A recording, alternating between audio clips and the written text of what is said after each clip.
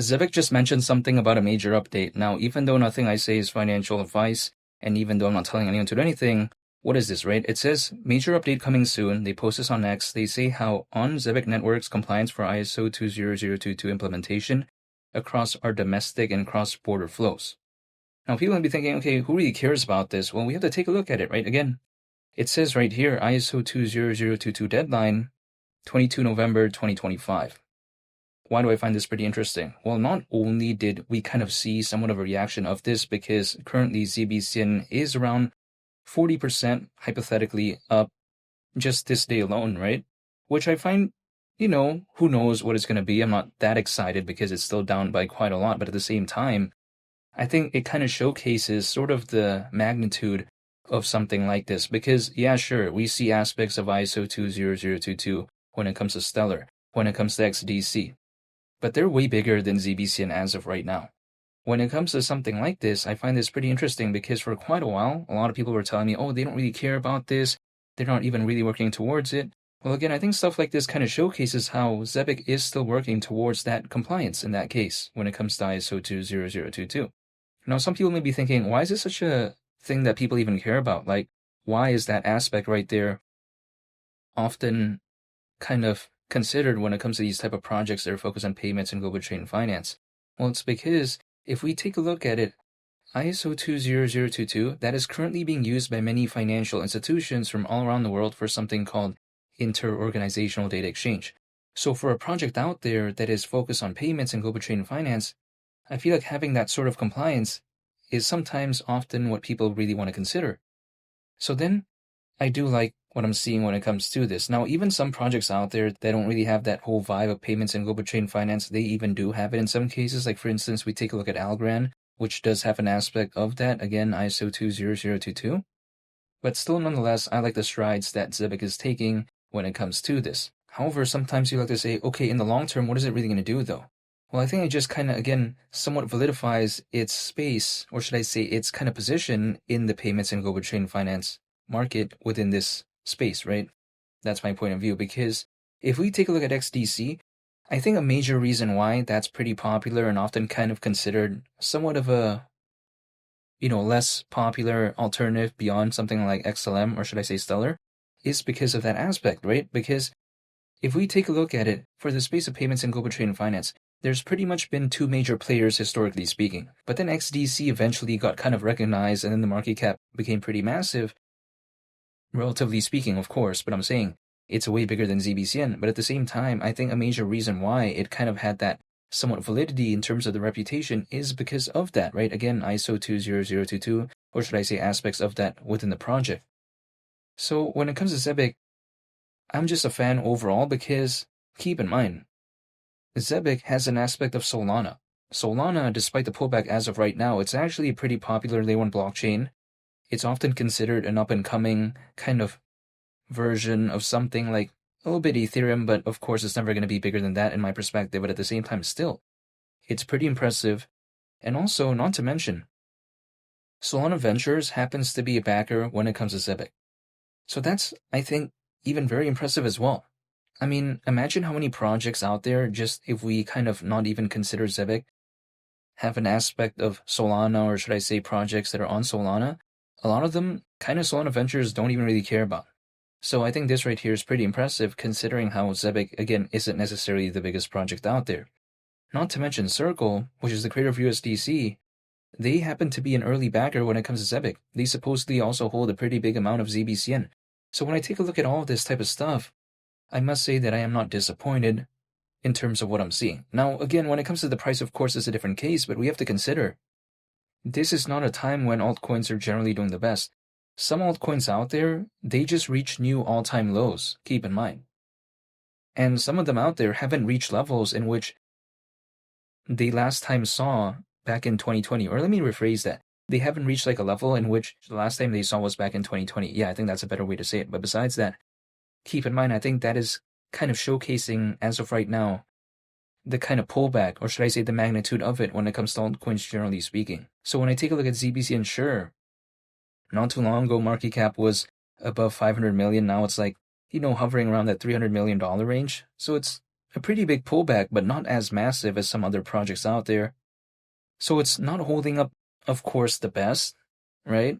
But then I don't think it's necessarily the worst performing either when it comes to that. So just overall, really, I mean, when it comes to something like this, right, again, this major supposed update that they talk about, I think it's pretty cool because, again, they say major update coming soon. So, yeah, I do like what I'm seeing. And ultimately, what I like about Zebec is that they continue to update during a time when altcoins are not doing the best. Some other projects out there, they have completely stopped updating.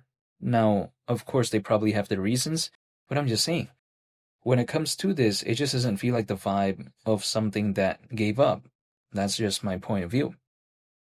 We also have to take into consideration some projects out there that are focused on payments and global trade and finance, they're not working towards this. Like, they don't really care when it comes to that ISO 20022 aspect in some cases that I see. Now, saying that they entirely don't care in all cases, I don't think that is the case, but in some cases, they just give the vibe that they don't really care. Not every single project out there, but I'm just saying, when it comes to it, sometimes just the vibe feels like they don't really care. And the thing is, Zebec is actually arguably, in my opinion, a top 10 popularity level, or should I say top 10 in terms of popularity when it comes to a project that is focused on global trade and finance and that payments market. Let me explain why. Because, of course, we know that XLM, or should I say Stellar, is number 2, right? But then if we take a look at number 3, it's XDC currently, which is, of course, more popular than ZBCN. But what's like number 4? Like, as of right now, I actually think that arguably it might be something like Zebec, because for quite a while it was Onyx, or should I say XCN, but then XCN has had a pretty big pullback, even though I am still a fan of that, but I'm just saying, I feel like arguably as of right now, Zebec is actually top 4. Now, that automatically also makes it top 10, but I'm saying, if we take a look at the other alternatives beyond XCN, we take a look at also Swiftcoin and as well as XPR. That's not that many. I mean, that's not like 30 or 40 major competitors. I mean, that's not even 10 that are that popular within this space.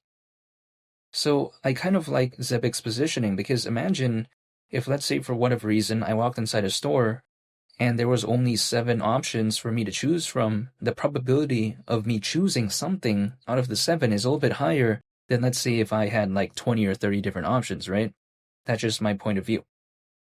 Now, also on top of that as well, my thing is that when I see what happened to ZBCN right now, again, having around that 40% kind of rally, who knows if it's going to be anything permanent though, because as of right now, altcoins are just not generally doing the best, but I'm just saying, if I just kind of want to scale it up, let's say like for whatever reason, the rally was even better, or let's say it kind of did something in a make-believe scenario like what it did back in May, right, of this year, which isn't even that long ago, but I'm just saying, when it comes to that, like, this just showcases to me that I will not be able to know when things happen.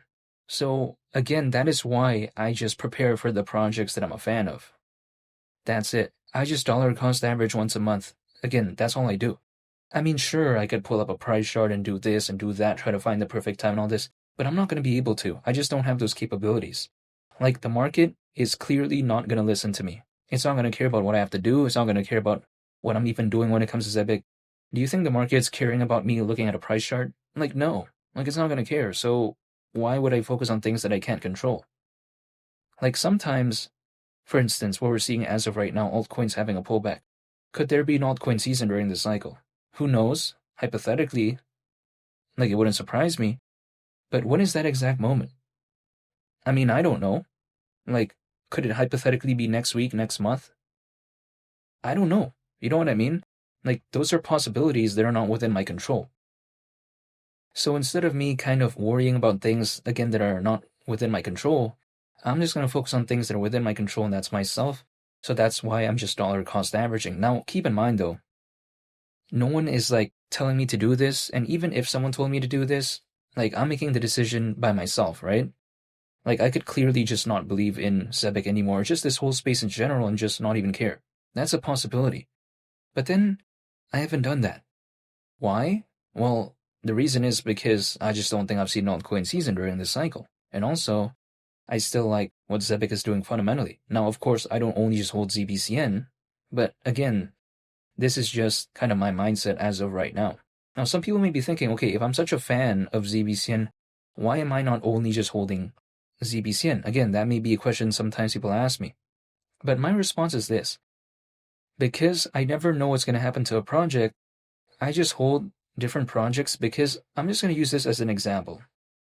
I was very excited, and I've actually talked about this in my previous videos, but besides that, I was excited for something called Cadena. But then we all know what kind of happened there, right? At least the ones that, sometimes take a look at Cadena. But I'm saying the Cadena organization announced that they were going to be quite essentially stopping operations, or should I say ceasing operations, right? Was I disappointed? Absolutely. Like, I'm a fan of Cadena as a layer 1 blockchain. Sure, Cadena was not the most popular. Sure, it wasn't arguably considered the best, but I was still a fan.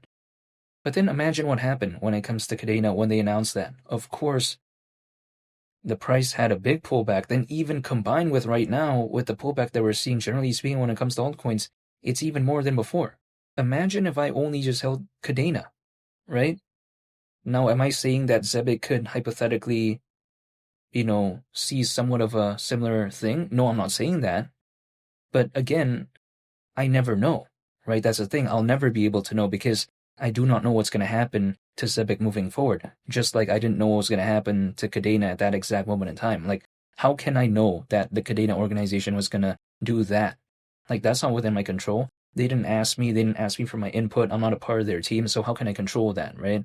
So then when it comes to something like Zebec, again, since I have no control over this, what I do is that I hold other projects too, even though I still believe in Zebec. That's just all I'm saying, that's just kind of the way I take a look at it. So yes, I'm a fan, but I'm not only just holding this. But even besides that, ultimately, I am still a fan of what happened though, because quite frankly, what they're doing, sometimes we don't see with a project that has a market cap like this. Like, for instance, other projects out there that are kind of doing stuff like this in terms of still having updates as of right now, still trying to kind of strive towards things, they usually have the billions in market cap. This does not, right? Sure, it has backers like Solana Ventures, like Circle, again, the creator of USDC, and Circle, by the way, actually happens to be publicly listed, but I'm just saying, like, it's not like they're that massive, as a project, right? So then, in my point of view, I feel like it's very commendable what they're doing despite the market conditions and also despite the size of the project. But ultimately, the only thing I can do is just stay patient. When is there going to be that next leg up when it comes to ZBCN? I have no idea. I can't control that in any way. Just like I could not control what happened to ZBCN back in May when it had that pretty good rally, arguably, because when I was holding ZBCN around that $70 million market cap range, did I know that it was going to do that? Like, no, right? I didn't know it was going to do that, like, at that moment in time. Like, I was still a fan, but I couldn't control that.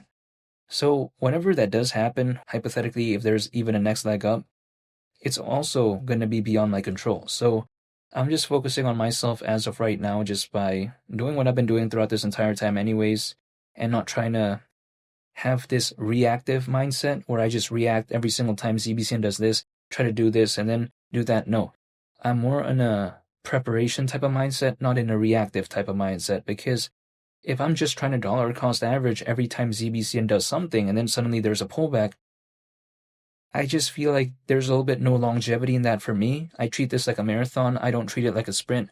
For me, it's a marathon, and that's just the way I take a look at it. Even though I am not telling anyone to do anything, and even though nothing I say is financial advice, I just wanted to make a video real quick to just talk about what are my thoughts on this and why I think this is something that I must say I'm pretty happy for, I would say, because a lot of people were telling me, oh, they don't care about this. But then clearly they make an update like this, they make a post like this. It is something that I just wanted to talk about nonetheless, to kind of remind myself, because ultimately, the whole space overall is not that exciting as of right now. I think it's actually boring for me. But then, at least taking a look at stuff like this keeps me a little bit excited. So yeah, that's pretty much about it. And I want to say thank you for watching. I hope you'll have a nice day. It's been Lee the Captain, and I'll catch you all on the next one. I'm out. Peace. Bye.